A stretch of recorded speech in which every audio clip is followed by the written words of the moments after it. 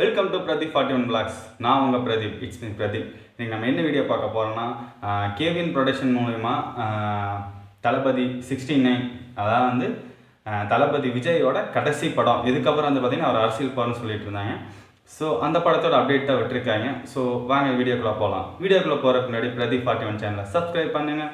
உங்கள் friends and family எல்லாரும் share பண்ணி சப்ஸ்கிரைப் பண்ண சொல்லுங்கள். ஸோ வாங்க வீடியோக்குள்ளே போகலாம்.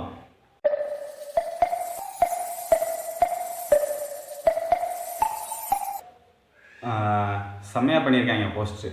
உண்மையாலுமே கேவிஎன் ப்ரொடக்ஷன் தளபதி 69 ஹெச் வினோத் தான் டைரக்டர்.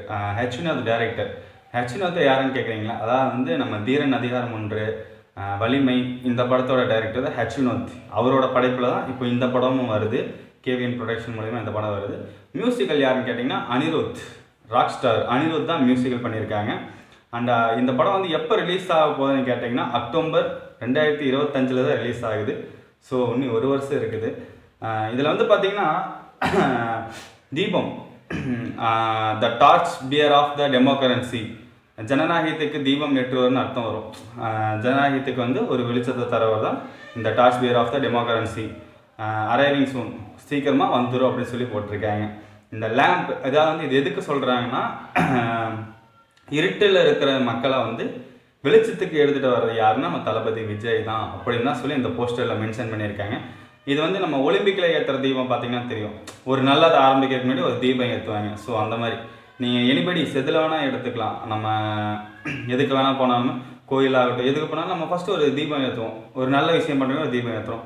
அதே மாதிரி தான் இந்த தளபதி விஜய் படத்தோட ஃபைனல் படமாக இருந்தாலும் ஸோ நீட்டாக கொடுத்துருக்காங்க. இந்த போஸ்டரில் என்ன சொல்ல வராங்கன்னா, மெயின் பாயிண்ட் ஆஃப் வியூவில் என்ன சொல்ல வராங்கன்னா, சுற்றி பார்த்தீங்கன்னா தெரியும் எல்லாமே நீல கலரில் ஒரு டார்க்னஸ் தான் இருக்கும். அப்போ வந்து அந்த இடத்துல வந்து ஒரு தீபம் வந்து ஒரு கை பிடிச்சிட்டு இப்படி தீபம் ஏந்தி நிற்கிது. அப்போ அதுக்கு என்ன அர்த்தம்னா, மக்கள் எவ்வளோ கஷ்டத்தில் இருந்தாலும் ஒரு ஒளி விளக்கா தளபதி விஜய் வந்து படத்தில் மட்டும் இல்லை, ஒரு அரசியலுக்கு வரணும்னு சொல்லி நோக்கத்தோடு இதை சொல்லியிருக்காங்க.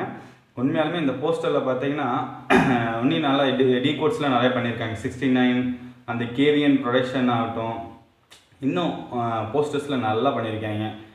மெயினாக வந்து எனக்கு இதில் ரொம்ப பிடிச்ச விஷயம் என்னென்னா, அந்த ஹேண்டில் வந்து அந்த தீபத்தை பிடிச்சிருக்கும்போது பார்த்திங்கன்னா மேலே ஏறி தீகளாகட்டும் எல்லாமே சூப்பராக பண்ணியிருக்காங்க. இது மூலயமா வந்து என்னென்ன சொல்ல வராங்கன்னா, தளபதி விஜய்க்கு வந்து இது கடைசி படமாக இருந்தாலும் அரசியல் மூலயமா வந்து மக்களை நல்லபடியாக பார்த்துப்பார். ஸோ மக்களுக்கு தேவையானதை படத்தின் மூலிமா இல்லைனாலும் கூட அரசியல் மூலயமா அவர் கொண்டு வருவார். ஸோ எல்லோரும் தளபதி விஜய் 2026 அரசியலுக்கு வந்து நல்லபடியாக நம்மளுக்கு ஒரு ஆட்சி அமைச்சு தரணும்னு சொல்லி நான் கடவுளை வேண்டிக்கிறேன். ஸோ தளபதி ஃபேன்ஸ், நீங்கள் எதுவுமே கவலைப்பட வேண்டாம். தளபதி 69 நம்ம பார்த்துடலாம். ஃபைனல் FTFS ஷோ எப்படி கிடைக்க போகுதுன்ட்டு. ஏன்னா இந்த தடவை பார்த்தீங்கன்னா எனக்கு FTFS கிடைக்கல. ஸோ வெயிட் பண்ணி தான் நான் the greatest of all time படமே பார்த்தேன்.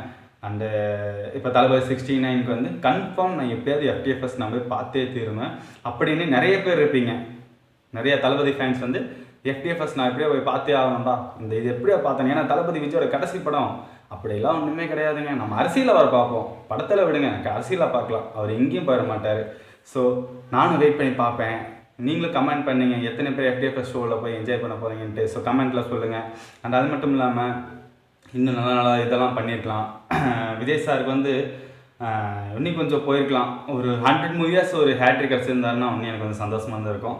ஸோ முடியல, அவரோட சுச்சுவேஷன்ஸ் அந்த மாதிரி. அதனால் இப்போ ஃபிலிம் இண்டஸ்ட்ரிக்குள்ளே போயிட்டார். ஃபிலிம் இண்டஸ்ட்ரி விட்டு அடுத்தது அரசியல் இதுக்குள்ளே போயிட்டார். நல்லா பண்ணியிருக்காங்க. போஸ்டர் ஆகட்டும், கேவிஎன் ப்ரொடக்ஷன் வந்து நேற்றே ஒரு வீடியோ போட்டிருந்தாங்க. ஒரு 5 minutes ஒரு வீடியோ போட்டிருந்தாங்க. அதில் வந்து பார்த்திங்கன்னா தளபதி விஜய்னால எத்தனை தொழிலாளர்கள் பாதிக்கப்படுறாங்க, இவர் வந்து சினிமா விட்டு அரசியலுக்கு போயிட்டால் எத்தனை தொழிலாளர்கள், எத்தனை தேட்டர் உரிமையாளர்கள், ரசிகர்கள் எப்படி பாதிக்கப்படுறாங்கன்னு சொல்லி எல்லாமே அந்த டீகோடிங்கில் போட்டிருக்காங்க. அது வேணால் நம்ம வீடியோ கீழே டிஸ்கிரிப்ஷனில் தர போய் பாருங்கள்.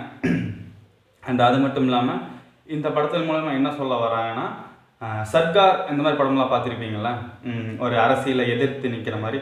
ஸோ அந்த மாதிரி தான் இந்த படம் வரப்போகுதுன்னு என் தாட்டில் நான் சொல்கிறேன்.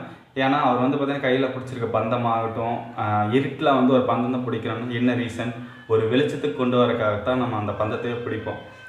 நீங்களே நடந்து போனால் இருட்டில் போகிறீங்க, ஒரு டார்ச் லைட்டாக நீங்கள் அடிப்பீங்க. ஸோ அந்த மாதிரி தான் இது வந்து வெளிச்சம் கிடைக்கணுக்காக, ஒரு மக்களுக்கு வந்து வெளிச்சம் கிடைக்கிறதுக்காக இது வந்து சொல்லியிருக்காங்க. அப்போ கன்ஃபார்ம் இது வந்து ஒரு அரசியல் ரீதியாக சம்மந்தப்பட்ட படமாக தான் இருக்குன்னு நான் நம்புகிறேன்.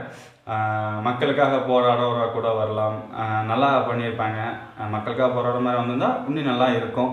அண்ட் அது மட்டும் இல்லாமல் தளபதி விஜய் வந்து இதில் என்னென்ன பேச போகிறாரு, என்னென்ன பண்ண போகிறாரு, ஸோ வெயிட் பண்ணி பார்க்கலாம். ஸோ அது வரைக்கும் பிரதீப் 41 சேனலை சப்ஸ்கிரைப் பண்ணுங்கள், அந்த பெல் பட்டனை கிளிக் பண்ணி உங்கள் ஃப்ரெண்ட்ஸ் அண்ட் ஃபேமிலியில் ஷேர் பண்ணுங்கள். ஸோ அடுத்த வீடியோவில் பார்க்கலாம். அது வரைக்கும் பாய் பாய்.